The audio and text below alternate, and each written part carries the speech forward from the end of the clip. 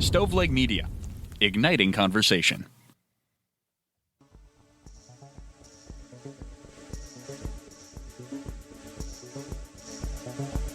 Welcome to True Crime to Go. What can I get for you? Man, last episode was too lighthearted. You got anything like really difficult and also really recent? Pull up to the second window and we'll see you next crime. Welcome to True Crime to Go. I am John here with Jamie. How are you doing, man? How can you say last episode was too lighthearted? Am I going to have to show you how to search for things that aren't devastatingly traumatic?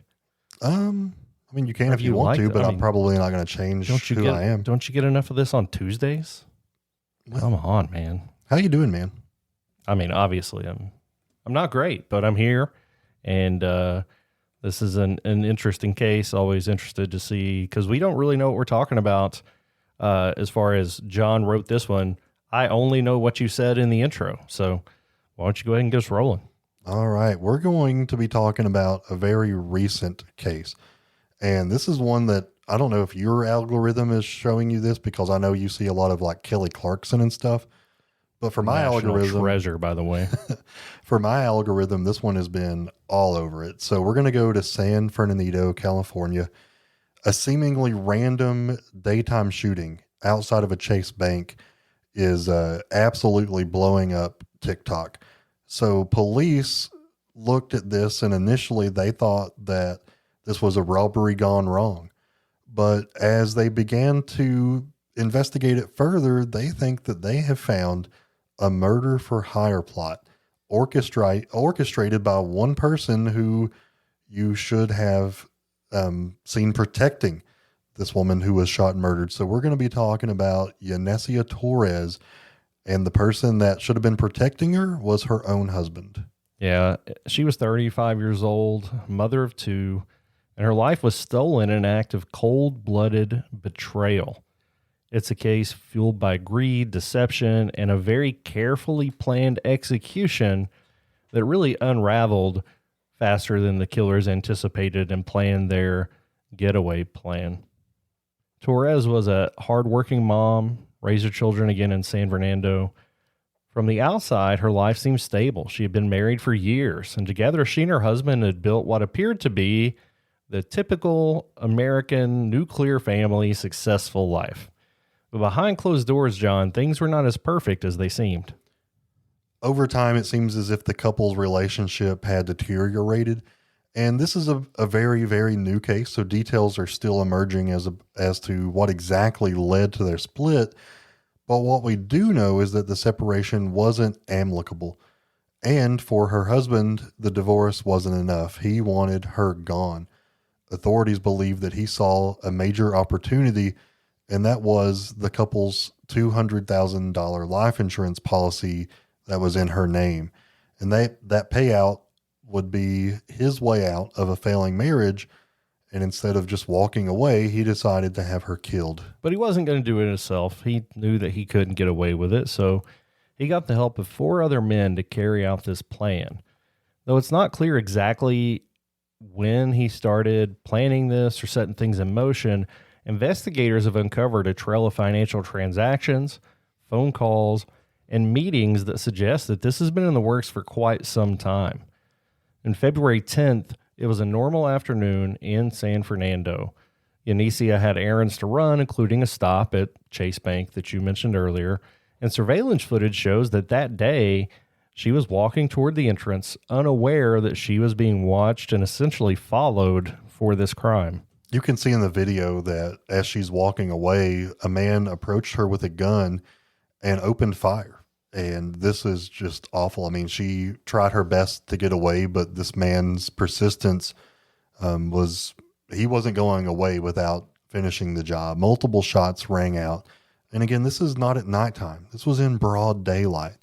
And this sent bystanders into an absolute panic. She collapsed and she was fatally wounded, and her attacker ran off. At first, as I said, we thought this was a botched robbery. The police thought this as well, but witnesses described the gunman fleeing the scene. He jumped into a waiting car. Security cameras captured the getaway vehicle speeding away So police at that point had their first major lead. In the hours following the murder, detectives combed through the surveillance footage, witness statements, and phone records, and the getaway car was the first piece of crucial evidence which led police to a group of guys who were all tied to one person, and that was Yesenia's husband.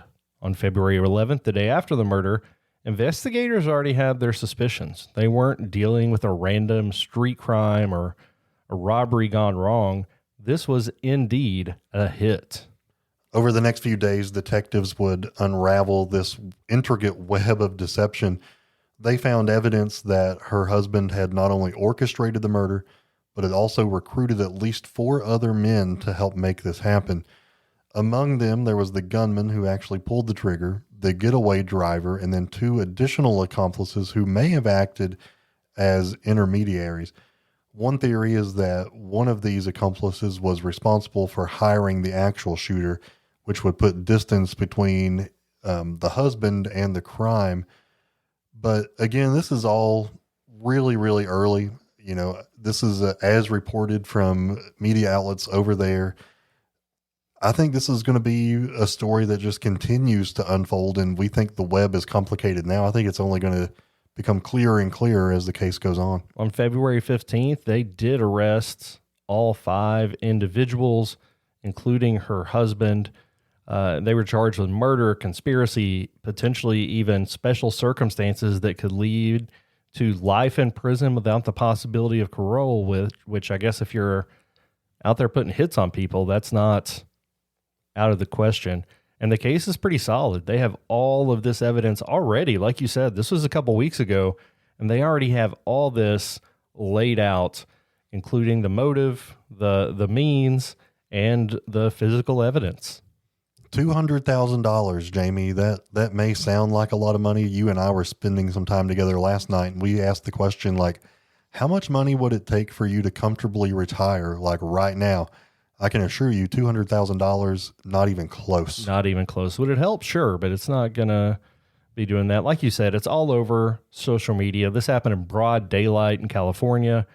So this is going to be, I think, a high-profile case as it moves forward, and just really hoping we get justice for Yesenia sooner rather than later. If they already have all this evidence, will we be able to have a speedy trial? I really hope so. Guys, that's going to do it for this episode of True Crime to Go. We appreciate you sticking around with us. That's a crime story in 10 minutes or less. Would you like crime with that?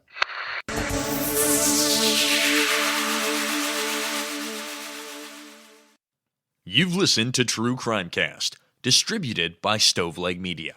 Check out stoveleg.com to find out more about your hosts and to find other podcasts to listen to. Stoveleg Media, igniting conversation.